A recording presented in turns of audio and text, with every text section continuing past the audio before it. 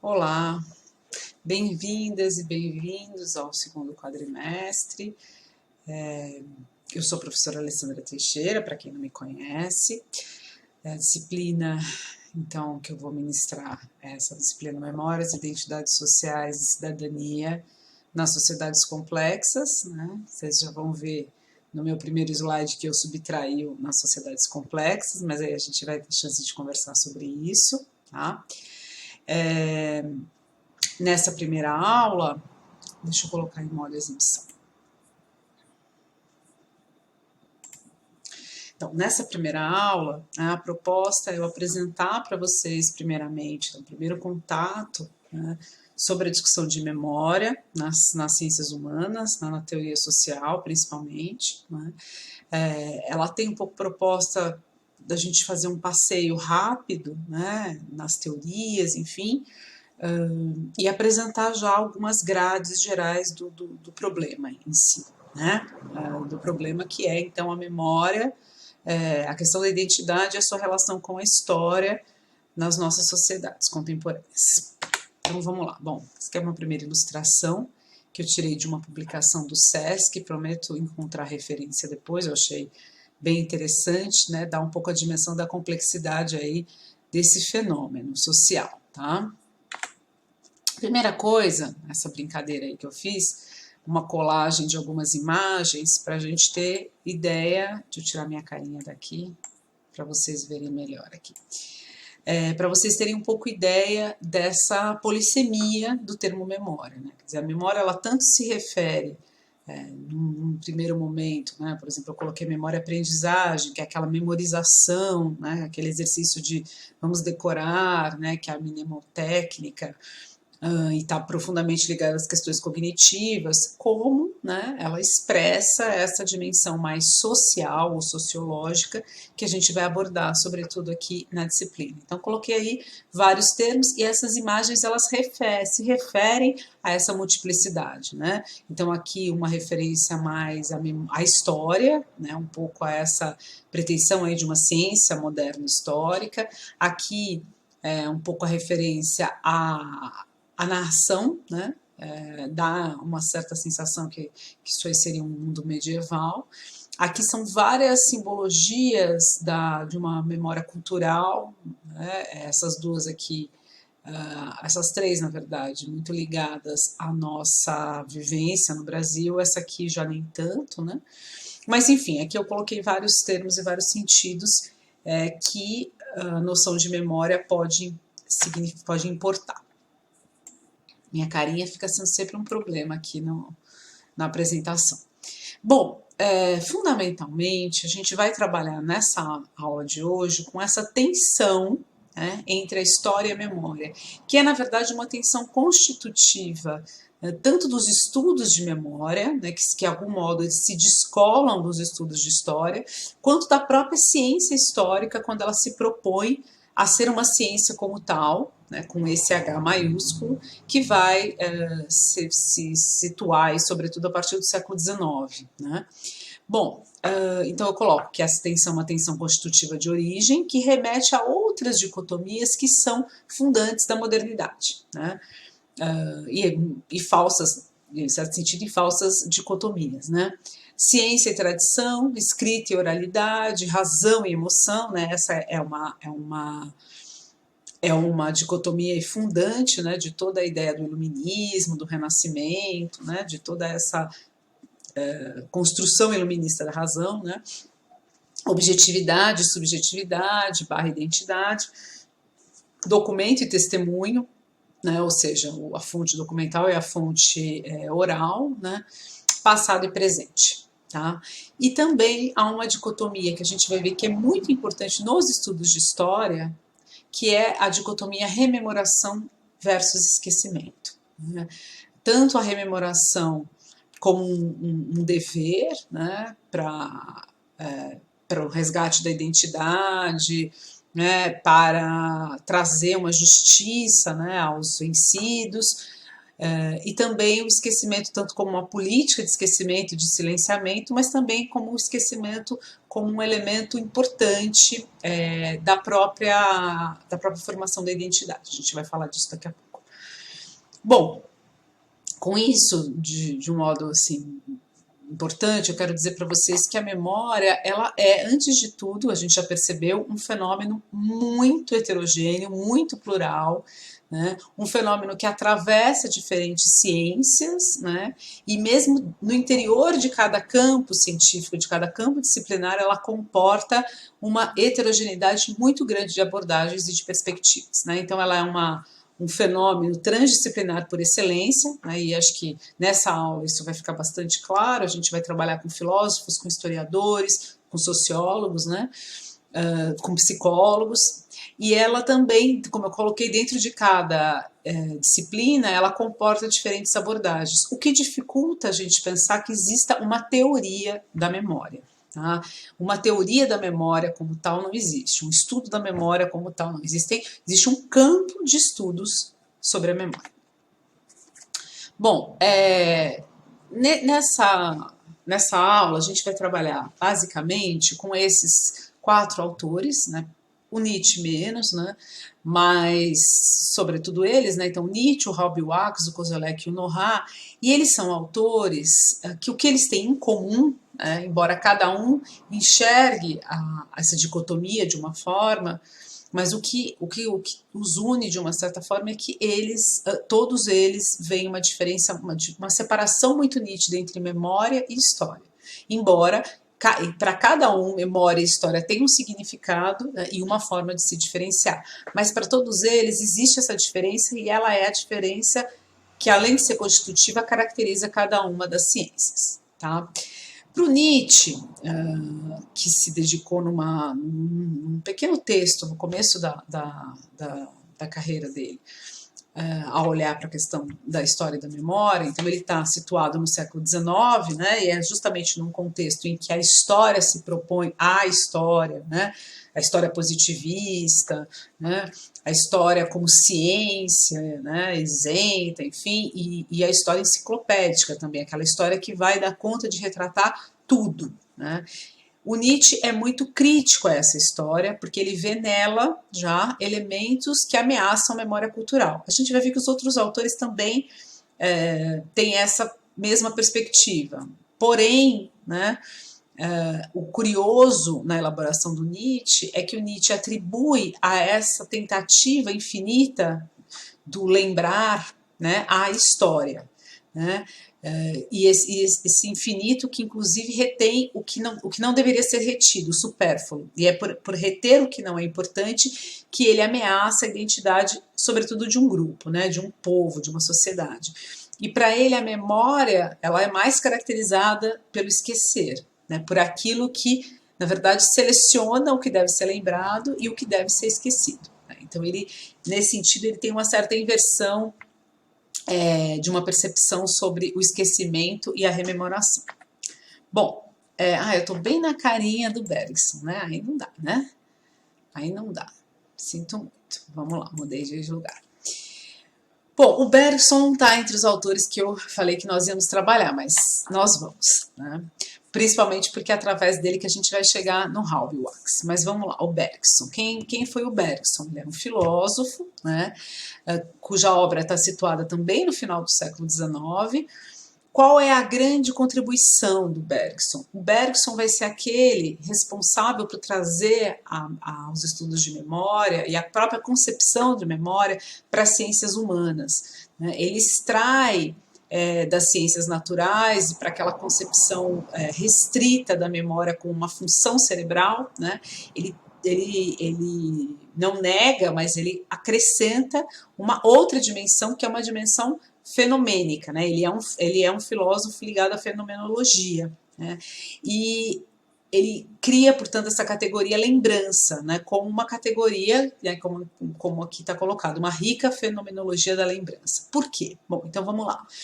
O Bergson diz que existem 2 dimensões, 2 universos, né? Aquilo que até então, principalmente a psicologia clássica desse momento, psicologia racionalista, atribuía como memória, para ele era a percepção pura, né, que ele vai chamar de memória-hábito, que é a operação mecânica do cérebro, né, das repetições.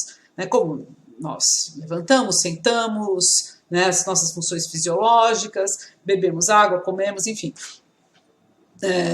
Todas essas operações que ele vai dizer que são mecânicas. E a essa memória, que não é memória, que ele chama de memória-hábito, ele contrapõe a noção de memória realmente, né, que ele vai chamar de memória, que é imagem, lembrança e evocação. Né, que é, como o próprio nome diz, algo que é evocado, né, inconscientemente e livremente, e que vai aparecer em momentos de mais inconsciência, que é o sonho e o devaneio. Né. O Bergson ele se ocupa de entender a articulação, portanto, entre esses dois universos, como eles se articulam nos seres humanos, ele está pensando em indivíduos só, né? E essa relação, né, como se dá, então, portanto, as relações entre a conservação do passado e a articulação com o presente. Né? Já trazendo aí uma referência que é muito importante, que é nós sempre nos lembramos no presente. Né? Isso pode parecer óbvio, mas isso é bem revolucionário nesse momento para a gente entender, né, que o caráter da lembrança ele também é um caráter em que o seu presente influencia. Né? Ele determina também o que vai ser lembrado, ele influencia. Bom, então já falei, havia um debate ali muito crítico e muito importante com a psicologia clássica do período, que negava e tinha um preconceito profundo com o inconsciente. Né? O Bergson ele antecede o Freud, né? E ele é um inspirador do Freud. A obra, a interpretação dos sonhos, ela vai ser muito inspirada por essa configuração sobre a memória hábito, sobre a memória lembrança, sobre a evocação, né? E justamente a partir dessa formulação de que o passado se conserva no espírito de cada ser humano. Essa noção de espírito não é uma noção teológica, nem transcendente. O espírito é no sentido do fenômeno, né, do fenomenológico. Então se conserva no espírito de cada ser humano e aflora a consciência em forma de imagens lembrança nos sonhos e nos devaneios. Né? E a atenção então se coloca entre a matéria, né, que é o corpo, que é o obstáculo, e a memória, né, que é o espírito, que é aquilo que existe livremente, mas que não consegue ser mais livre porque o corpo é o anteparo à consciência. Bom, aí a gente chega no Howell Wax, que é considerado, né, até hoje, ele é vamos dizer assim, ele é o grande pai fundador dos estudos de memória coletiva. Né? E até hoje ele vai influenciar fortemente, inclusive as formulações de políticas de memória, sobretudo memória cultural, patrimônio cultural imaterial. A gente vai trabalhar sobre isso, né? Embora as formulações dele, enfim, né, não sejam, elas são adaptadas ao tempo, né? Mas o que vai dizer o Howell Wax com esse nome difícil, né? Apesar desse nome difícil, ele era francês, né? Mas um francês judeu, né? E ele vai ser morto no último ano da guerra. Ele vai ser levado desse ano mesmo para um campo de concentração e lá ele vai ser morto, né, no final do regime, no ocaso do regime. Bom, o Howell Wax ele estudou também com Bergson, né, mas ele vai ser, na verdade, um discípulo do Durkheim. Vocês devem lembrar do Durkheim, devem ter aprendido, devem ter estudado o Durkheim em EDS. Acho que quase todo mundo que está aqui deve ter cursado EDS, né? O Durkheim é um dos pais fundadores da sociologia, se não o pai fundador da sociologia. E ele é um durkheimiano, né? Um discípulo muito fiel do Durkheim. Então ele aplica a teoria do fato social do Durkheim, vamos lembrar, que está em Regras do Método Sociológico, né? Que ele estabelece uma série ali de pressupostos sobre o fato social, sobre a prevalência, né, do social e da sociedade sobre o indivíduo, a prevalência e a antecedência. Bom, o Howell Wax vai fazer isso, né, só que ele vai dar um nome para esse fato social, que é a memória. Do mesmo jeito que o Durkheim deu nomes também, né? O suicídio, lembra do suicídio? É um movimento parecido com o que o Howell Wax vai fazer para a memória, mas como um fenômeno social, então memória coletiva. E ele vai se propor a estudar isso empiricamente. Por isso eu fiz a comparação com o suicídio. Não sei se vocês se lembram, que foi um grande estudo empírico estatístico do Durkheim, tá? Bom, pro Howell Wax, o que existe não é a memória, O que existe é o enquadramento da memória, o enquadramento social da memória, os quadros sociais da memória. Eles enquadram a memória individual. Então, é como se a memória individual ou ela não existisse ou ela fosse completamente dependente de uma memória que é anterior, que se impõe de fora e que é superior também, que é a memória do grupo. Tá? Então, indivíduos nunca se recordam sozinhos, mas precisam da memória dos outros indivíduos para lhe conformar ou opor resistência. Né? Então, eles lembram segundo as estruturas sociais que os precedem, né, que são as convenções sociais. Ele desloca definitivamente os estudos tanto da função do cérebro, né, os estudos mais ligados àquela psicologia racionalista, quanto também o estudo bergsoniano fenomenológico, né, do espírito. Ele desloca isso e diz, não é aí que a gente vai encontrar memória, e sim nas representações coletivas. Por isso, o Howell Wax é tão importante, né, e positivamente importante, para os estudos folclóricos, culturais, esses estudos que têm resgatado, que têm feito esse esforço de resgatar tradições que foram ou esquecidas ou forçosamente marginalizadas. Né? No Brasil a gente tem isso muito forte em várias expressões de representações coletivas. Então a teoria do Howell Wax, ela é o substrato disso. A gente vai ver que um pouco da dificuldade é que o Howell Wax faz isso dizendo que assim, é só isso que existe. Né? Ou seja, o que for memória individual não é uma ilusão. Né? É aí que é um pouco difícil de levar a teoria dele às últimas consequências. Mas, de todo modo, é um referencial muito importante, inclusive para quem vai trabalhar com políticas públicas de memória, nessa pegada mais da memória cultural. Tá? Na teoria dele também é uma rígida, né, distinção entre memória e história, assim que ele vai estabelecer o objeto dele, a partir de uma diferenciação muito clara com a história. Vocês estão vendo que eu coloquei memória em letra minúscula aqui, e história em letra maiúscula, justamente porque isso faz parte dessa diferenciação que ele vai estabelecer. Tá? Bom, para o Howell Wax, enquanto nós estamos lembrando, não é história, é memória. Tá? Então, assim, eu me lembro, eu sou mais velha que vocês, então eu me lembro do fim da ditadura. Eu me lembro da morte do primeiro presidente não eleito, mas num regime democrático. Eu me lembro da eleição do... Estou falando desses fatos. Se eu me lembro, para o Howell Wax, isso não é memória, não é história. Né, como se negasse que é possível fazer uma história contemporânea. Tudo é nessa perspectiva, onde há lembrança, isso é memória. Tá? O que se faz no presente é a memória. E, mais uma vez, retomando aquela noção que o próprio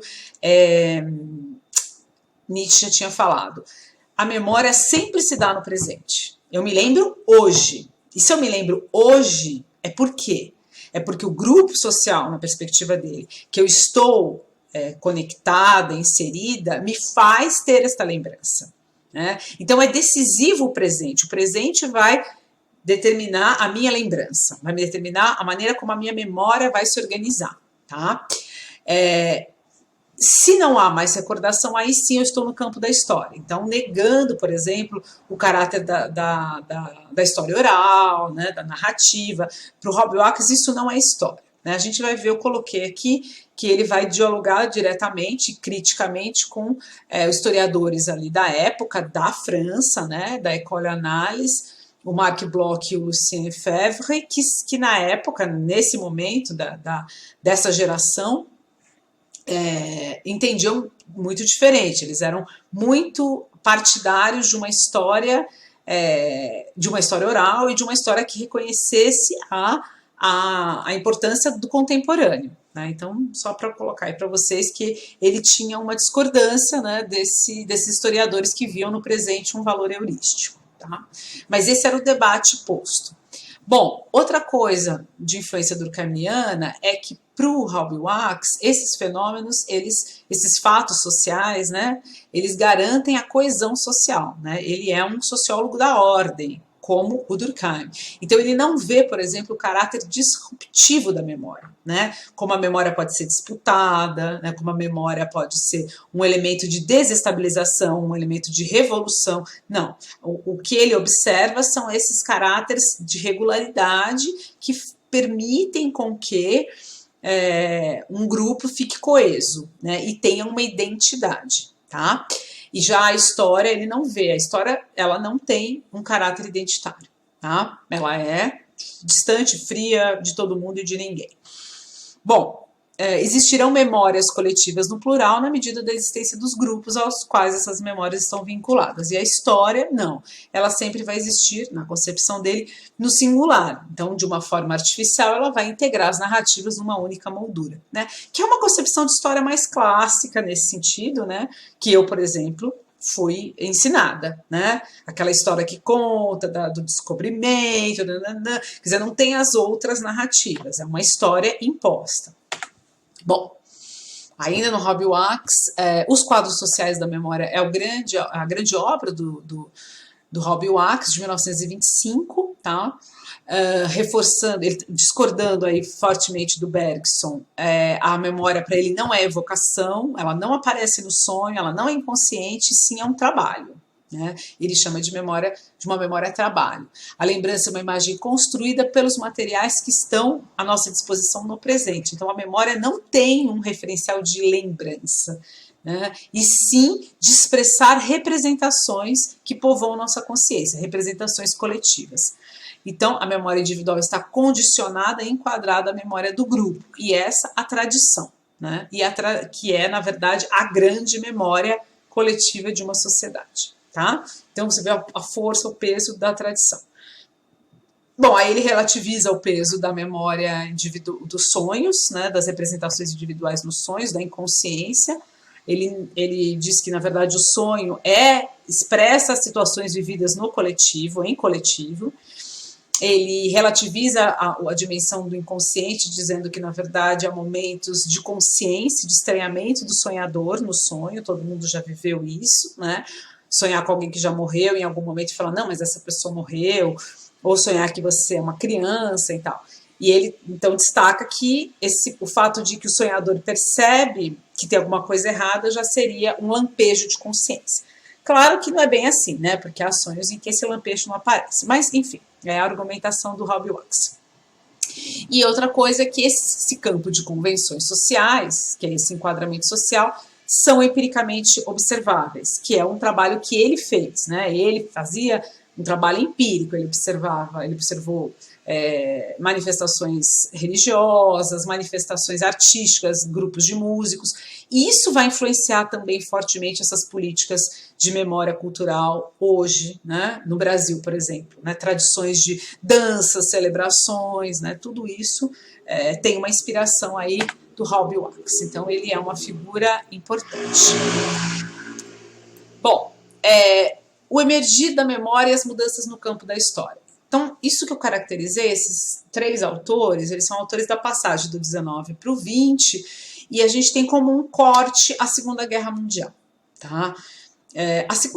O fim da Segunda Guerra Mundial e a própria Segunda Guerra Mundial, elas vão representar uma certa ruptura nas representações nas ciências humanas, na teoria social, em várias categorias, né, de representação, por várias razões. Quer dizer, há a dimensão do trauma, né, que é vivido de uma maneira não universal, mas, vamos dizer assim, o mais universal possível, né, ele aguça a consciência da barbárie, né, que não é uma barbárie que começa na Segunda Guerra, né, ela é uma barbárie que carrega pelo menos desde a modernidade, que a história carrega, mas naquele momento é como se se tornasse o intolerável, né, tanto que a gente tem aí um marco, que são a Declaração dos Direitos Humanos, enfim.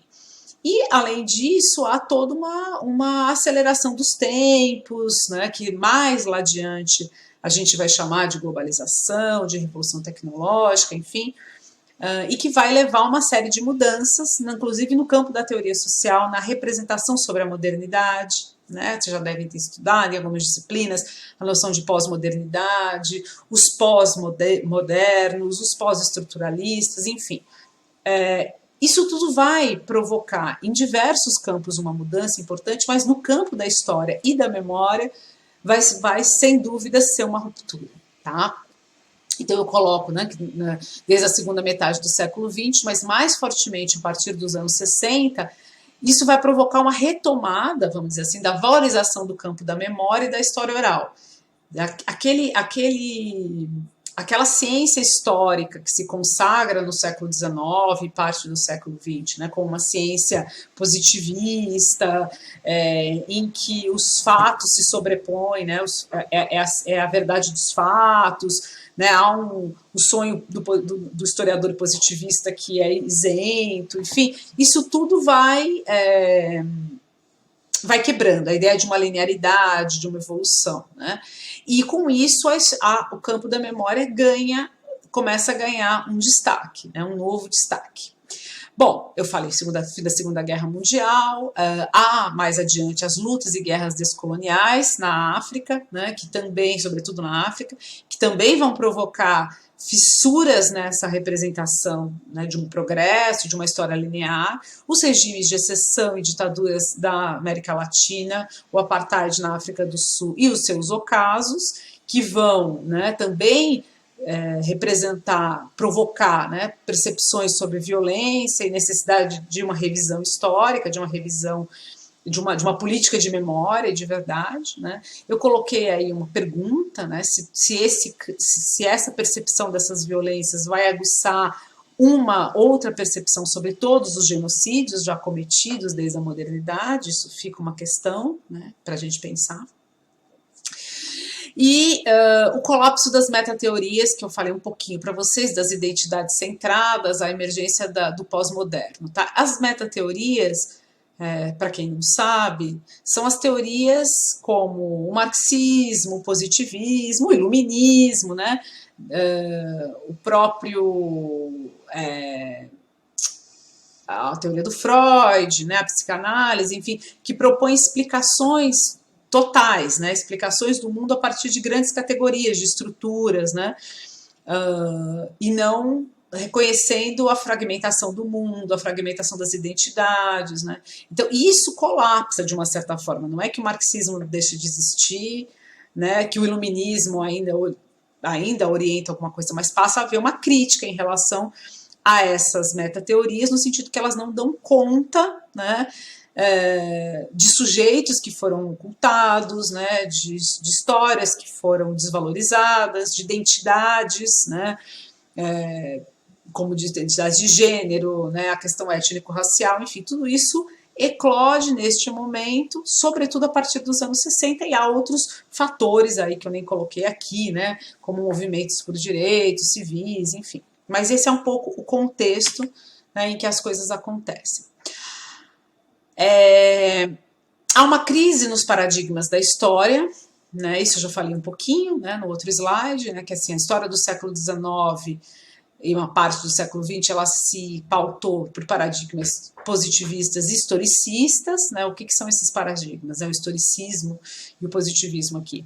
É aquilo que eu falei, uma crença na autossuficiência dos fatos, uma ilusão de objetividade e neutralidade do historiador, a descrição de um tempo, né, que é vazio e homogêneo. O que isso significa? Né?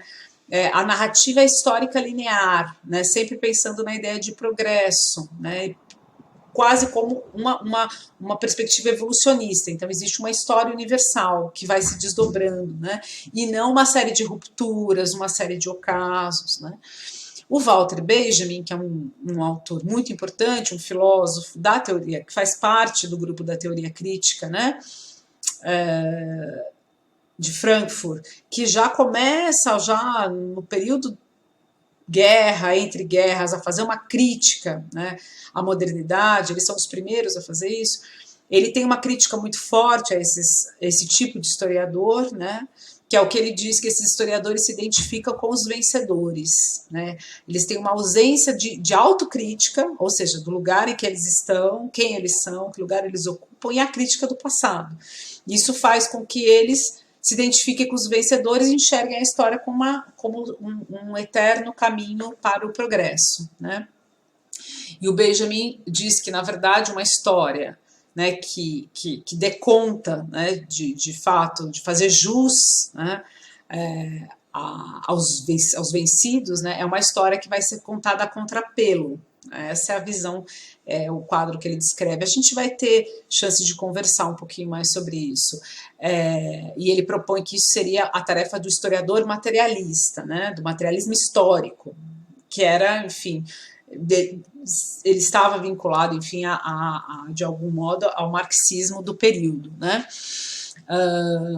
E esse é o último texto que ele escreve antes de se matar, porque ele não consegue fugir dos nazistas. Essa obra que eu coloquei aqui, do Paul Klee, né, é o Anjo da História, que justamente o Benjamin amava, esse quadro, e dizem que ele escreveu esse texto, que é as teses sobre o conceito de história, olhando para esse quadro. E ele fala desse quadro. Então, o Anjo da História, ele vai na contramão do tempo, né, ele vai em sentido contrário, com os braços arrastando e trazendo os vencidos, né? É uma figuração muito interessante. Bom, então, nesse contexto, como eu falei para vocês, a narração, a força das narrativas, ela ressurge, né? Aquela ideia de que, portanto, o historiador ele tem que ser até os fatos, né?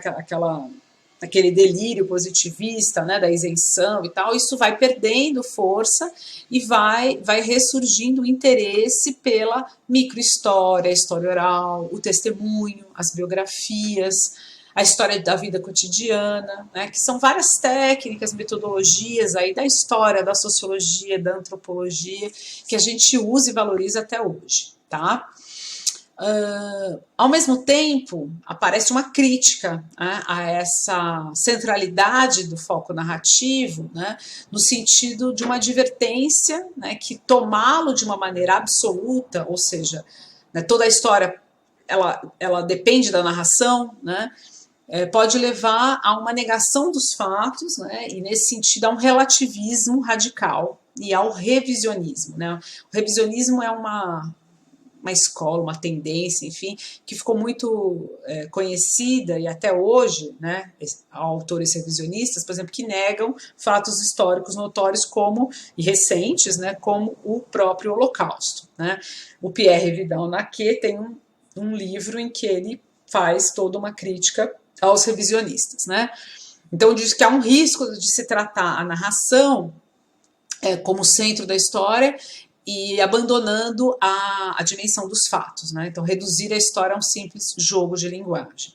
Bom, aí eu tenho um exemplo interessante para a gente pensar, que é assim, o Michel de Certeau, ele dá uma boa resposta para isso, né? Ele fala, o discurso histórico pretende fornecer um conteúdo verdadeiro, né? Ou seja, tem um compromisso com a veracidade, né? E esse compromisso significa que ele tem que ser verificável, há uma verificabilidade do que é narrado, né? Mas é sempre sobre a forma de narração, né? Não dá para se ter a ilusão, né, do historicista ou do historiador positivista do século XIX, né, que se acreditava que existia o fato e que esse fato era inconteste, né, e que independia de quem o narrava. Né?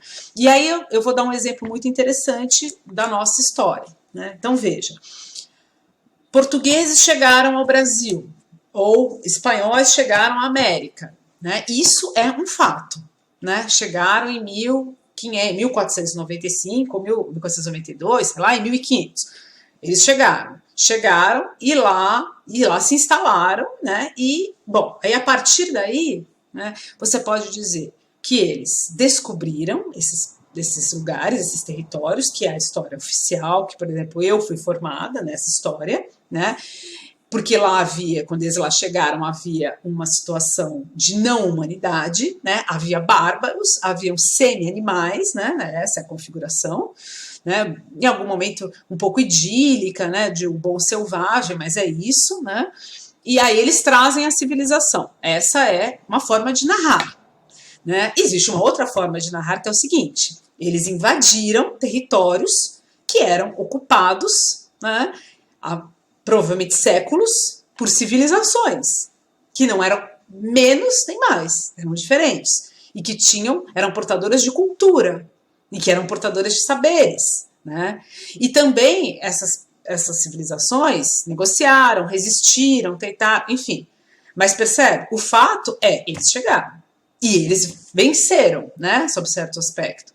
Agora, como essa história é narrada, isso faz toda a diferença, né? Então, ela é sim passível da narração. A narração é o que vai caracterizar, portanto, o fazer histórico, né? O que ele não pode se subtrair dos fatos. Os fatos são os fatos. Então, acho que essa é uma boa discussão, porque isso vai, inclusive, acompanhar os jogos, as disputas sobre os jogos entre a memória e a história e as disputas nas políticas de memória que a gente vai trabalhar aqui. Tanto essas políticas que querem resgatar o caráter cultural, por exemplo, identitário, de grupos, quanto, de fato, aquelas políticas que buscam verdade, justiça e reparação, tá? Bom, nesse contexto da valorização das narrativas, emerge a importância do testemunho como fonte histórica, né? O testemunho como fonte histórica também, desde essa ciência histórica que se pressupôs, positivista, isenta, ele foi completamente qual é a palavra? Não valorizado, secundarizado, desvalorizado, né? O testemunho não é, se é testemunho naquela concepção não era história, né? A história ela teria, portanto, uma prevalência numa fonte documental e de quem não, de pessoas não vivas, né? Isso faz muito sentido a partir de uma ciência que separa a experiência, né? A tradição do que seria a história. Né? Mas neste momento, como eu falei para vocês, que há toda uma reorganização desse campo, nesse momento o testemunho emerge como uma forte fonte de investigação histórica, né? E muito ligado à questão do Holocausto, né? Ou do Shoah, da Shoah, que é como se fala na Europa, que é o termo hebraico, né? Eu coloco aqui o Primo Levi, que é o Levi, né, que é um grande autor, talvez um dos mais importantes. Ele é um químico italiano, ficou alguns anos no campo de concentração, sobreviveu, produziu esses 2 livros que são muito importantes, ambos, A Isto, um Homem e Os Afogados e Sobreviventes, e muitos anos depois, 30 anos depois, ele se mata, né? Então tem toda essa questão emblemática, e lembrando que muitos sobreviventes se mataram, né? Suicidaram. Essa obra do Lanzmann, que é o Shoah, um filme que também é um filme baseado no testemunho, e de um modo geral relatos de ex-presos políticos, sobreviventes, né? Essa força do testemunho também ela vai emergindo cada vez mais, não num caráter só literário, mas um caráter histórico. Tá? E coloca questões que a gente vai enfrentar ao longo do curso também, né? Então, coloquei testemunho, verdade, justiça, reparação, né? Esses 4, que a gente pode até acrescentar outros aí, conciliação, enfim, anistia, eles formam o que alguns chamam do embate da judicialização da memória, que traz desafios, né? Que é colocar um pouco a questão da história e da memória na lógica judiciária, né, e não de um discurso historiográfico. Deixa eu só ver. Bom, esse autor, que já faleceu há pouco tempo, Koselleck, né, um alemão também, ele tem uma obra muito inspiradora, né, ele tem uma obra sobre a história dos conceitos, né, e é como se ele fizesse uma história da história, né, uma história dos tempos históricos. Eu coloquei para vocês na pasta o último capítulo desse livro, do livro dele, que é Futuro Passado, tá? Que é o que a gente vai trabalhar nesse slide. O Koselleck, ele propõe para a gente entender de alguma maneira a modernidade, né? Quer dizer, a modernidade ela funda uma certa noção de tempo histórico, né, que não estava presente até então, né? Muito olhando, claro, para a Europa, para o norte, né? Então, para isso ele diz o seguinte: o tempo histórico ele é uma realidade, né, ontológico ou não, deduzida a partir de 2 categorias que são meta-históricas, né, que são dados antropológicos, que são o espaço da experiência e o horizonte de expectativas, né? O passado e o futuro. Mais ou menos.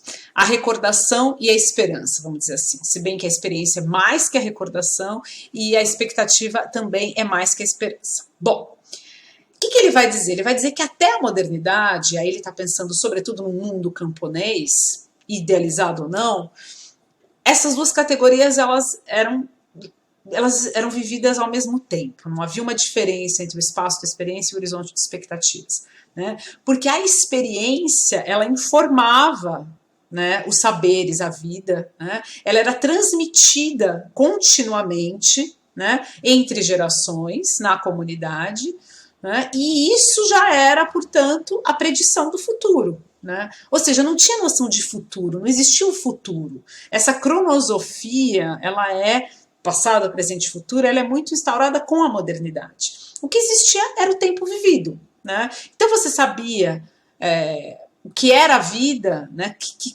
caminhos tomar, enfim, o que aprender, porque aquilo era ensinado, havia um largo espaço de experiência nesse sentido. Né? E as coisas assim eram, elas continuavam sendo.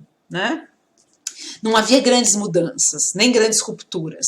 Havia guerra, havia doença, mas mesmo essas, elas eram sentidas de uma maneira muito mais diferida no tempo, né? E elas estavam muito justificadas em categorias teológicas, na religião, na tradição, enfim. A modernidade, ela vai romper, né, ou criando o que ele vai chamar de uma fissura nesse regime de historicidade, a partir da separação e do alargamento dessas duas categorias, espaço da experiência e horizonte de expectativas. Como ela vai fazer isso? Né? A partir de uma aceleração do tempo que vai ser sentida pelas mudanças, sobretudo pelo que se chama de progresso técnico e científico, as descobertas, as grandes navegações, né? As descobertas científicas, a Revolução Industrial, mas também a Revolução Francesa, né, as transformações do mundo político.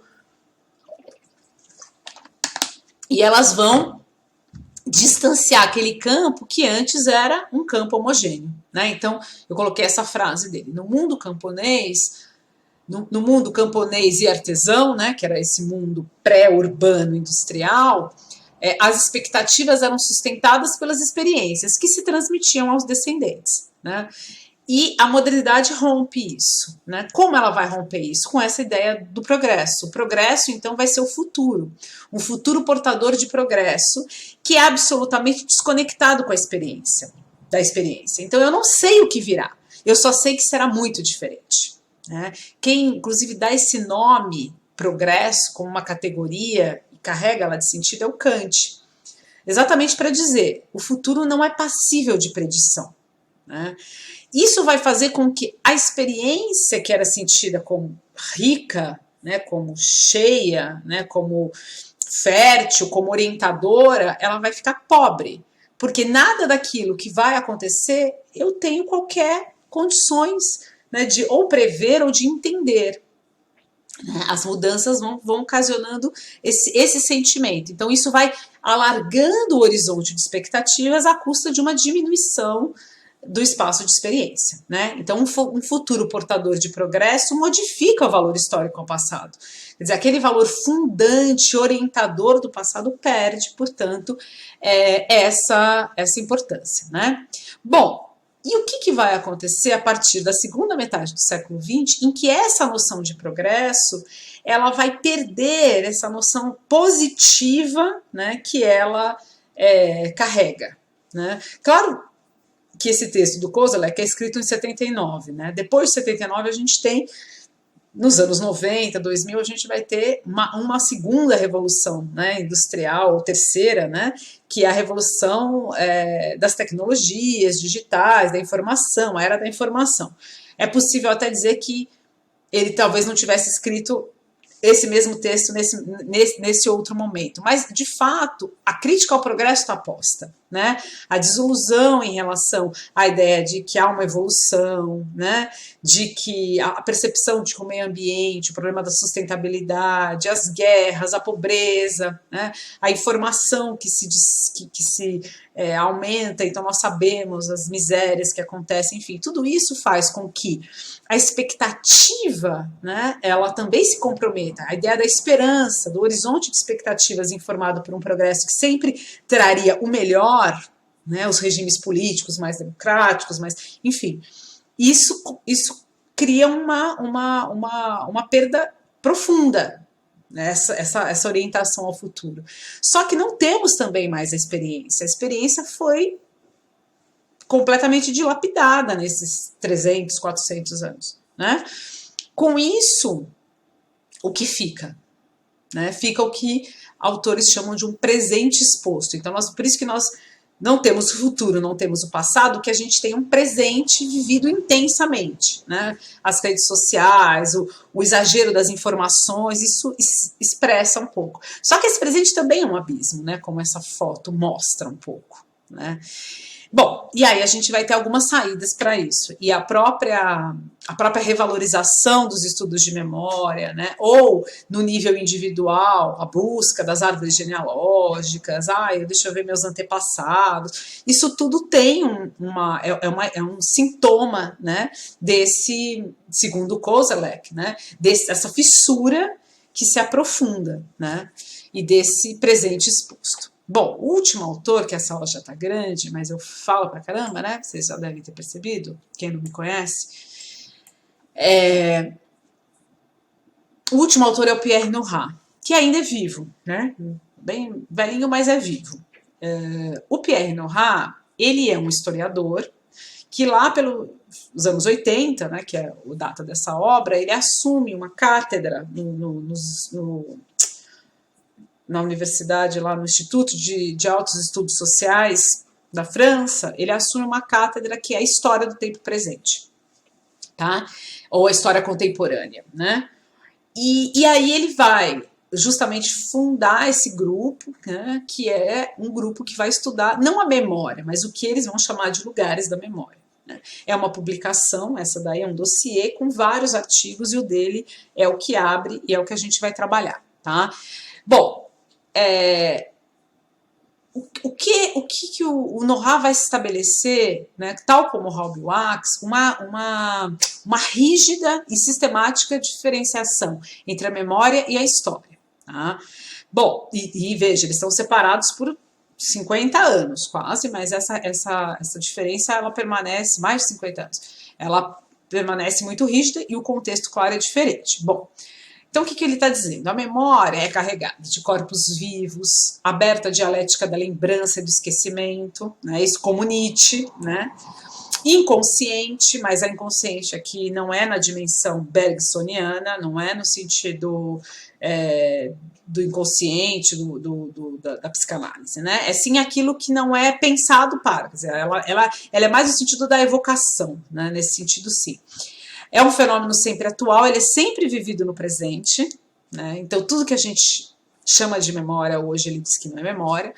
Então ela é vivida no presente, não nem se sabe que ela é memória, ela é a própria tradição. Né? Então quando se viviam as festas do divino, de fato como elas eram, né? Elas faziam parte daquela vida social, aquilo era memória, né?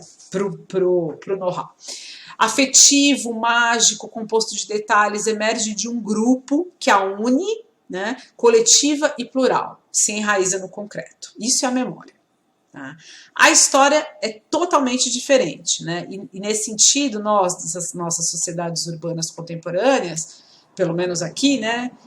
Aqui, lá, enfim, vivemos a história mesmo. A história é uma reconstrução problemática e incompleta do que não existe mais. Operação intelectual e laicizante, né?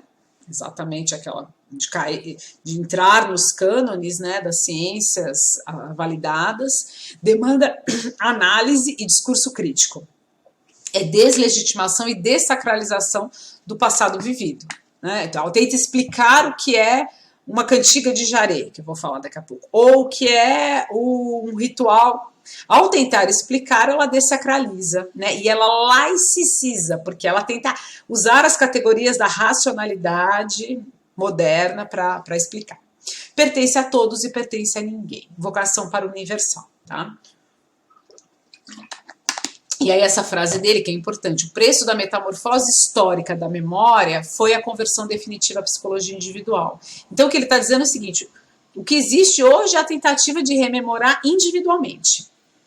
É o que, gente? É a gente ir lá pro divã, né? Todo mundo vai, tem mais aqui mesmo, e a gente vai trabalhar com as nossas memórias. Né? É isso que aconteceu nessa conversão, né? Nessa perda. Bom, aí ele vai então criar o conceito de lugar de memória, né? Porque é o que é onde ele vai dizer, olha, não temos a memória, né? Mas a gente precisa salvar alguma coisa que está perdido, né? Que não foi ainda consagrado pela história. Isso vai ser o lugar de memória.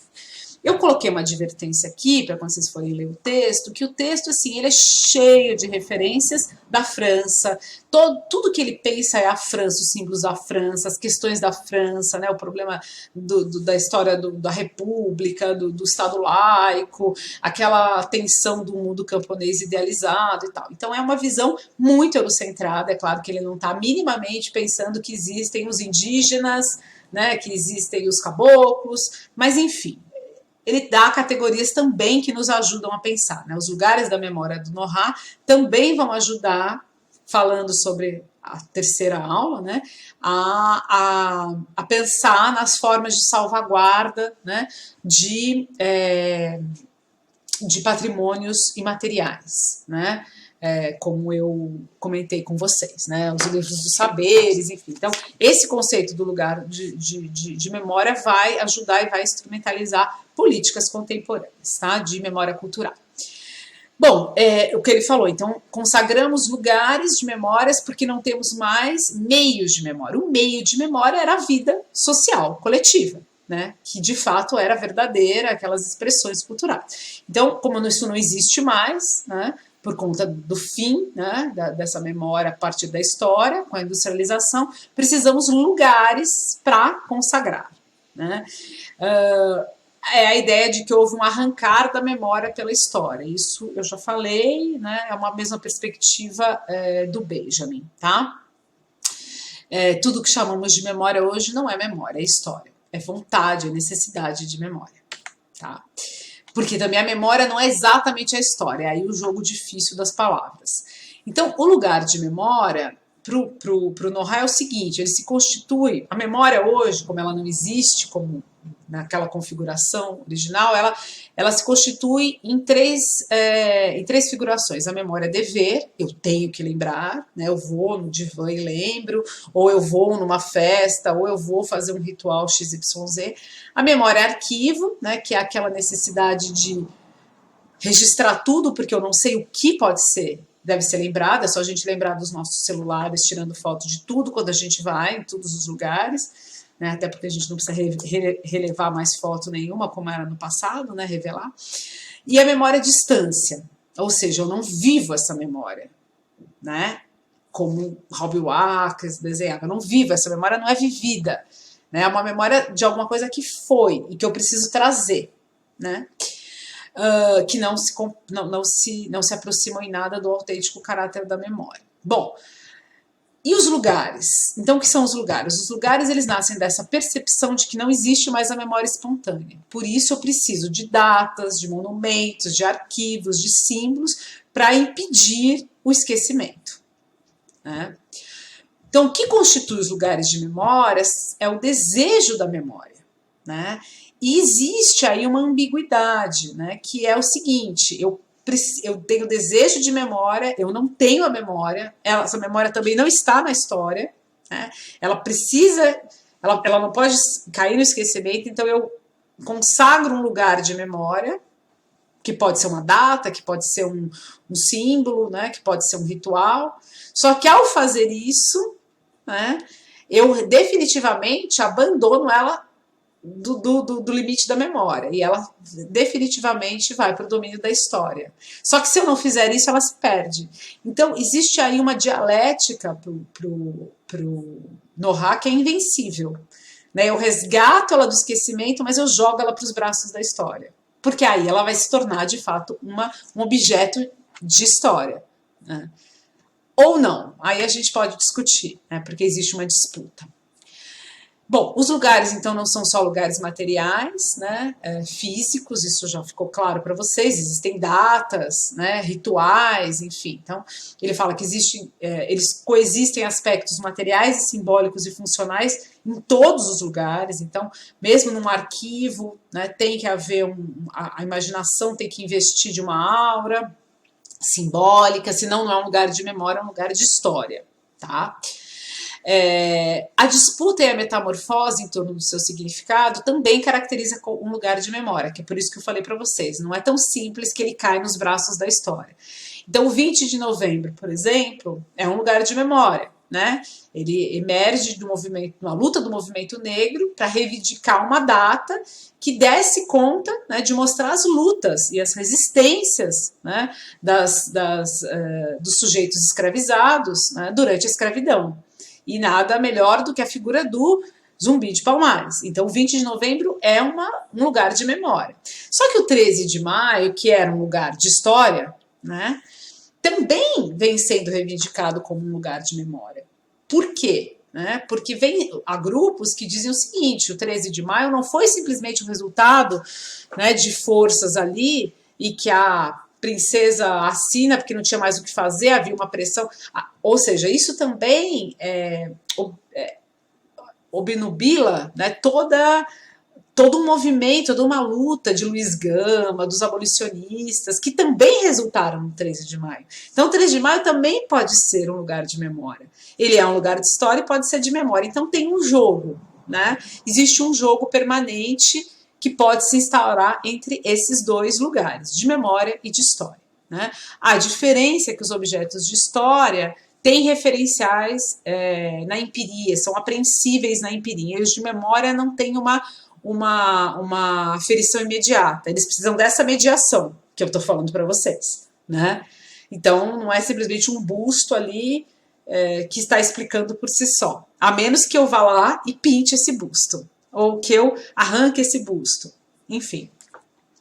E aí, é o último slide, prometo, eu fiz uma colagem para vocês que é justamente essa provocação, né? Então, esses dois aqui, ambos de 2020, resultado, né, dos protestos contra o assassinato do Floyd, no contexto do movimento Black Lives Matter, esse aqui, que é o Lincoln, né, sendo amordaçado, eu não sei se eles estão tentando tirar ele daí, né, e esse é o Edward Colston, em Bristol, na Inglaterra, que era um traficante de escravos, né, de escravizados. Então, e a multidão derrubando. Então, você veja, era um local, era um lugar ou um objeto de história que se reivindica um lugar de memória, ou pela destruição, ou aqui também, que é genial, que é o pátio do colégio, né, que é um lugar cuja todas as intervenções, não só a sua origem histórica, mas as suas intervenções posteriores pelo regime militar,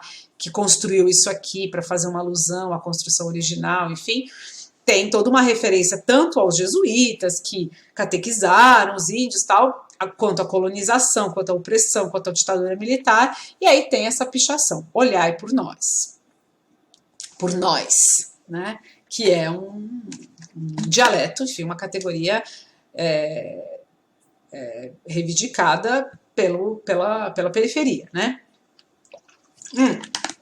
E aqui esses dois que a gente ainda vai estudar, tá? Esse aqui é o primeiro, é uma pintura indígena que foi considerado o primeiro o primeiro patrimônio cultural imaterial registrado no Livro dos Saberes. É uma pintura corporal, o nome da tribo, tribo não, ai, gente, desculpa, não é tribo. Tribo não é um nome bom para se falar. Do grupo indígena, tem um outro nome que eu esqueci. No final eu coloco o nome para vocês, eu vou dar nas referências bibliográficas. E esse aqui é uma expressão do jaré, que é uma complexa manifestação cultural, religiosa, sincrética, que acontece na Bahia. Tá aqui, ó, o grupo é Kuziwa, a arte gráfica se chama Vajampi. Tá? A gente vai estudar isso também nesse livro Memória, Patrimônio e Ensaios Contemporâneos. é isso, 1 hora cravado. A gente vai ter oportunidade de discutir melhor depois essa aula e nos vemos em breve.